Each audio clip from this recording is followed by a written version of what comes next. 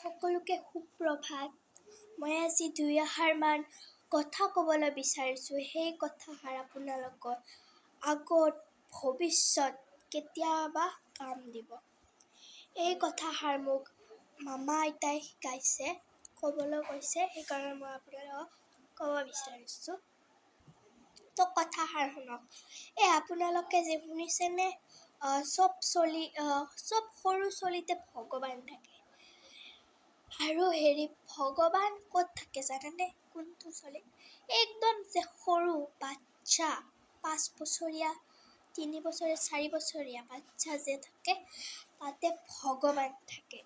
আৰু সেইবিলাক ল'ৰা ছোৱালীয়ে যদি বদমাছ কৰে, তাতে কৃষ্ণ থাকে। কৃষ্ণতো বদমাছ কৰিছে ন, সেইটো বদমাছ নকয়, লীলা কয়।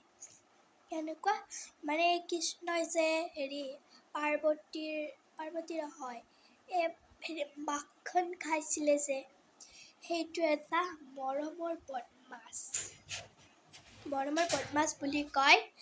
তাৰে পিছত আৰু বিকলাংগ যে ল'ৰা ছোৱালীবিলাক আছে, তাতে ভগৱান থাকে।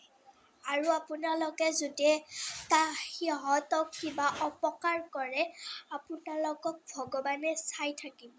আৰু পিতৃ মাতৃক সদায় শ্ৰদ্ধা কৰিব লাগে। নমস্কাৰ।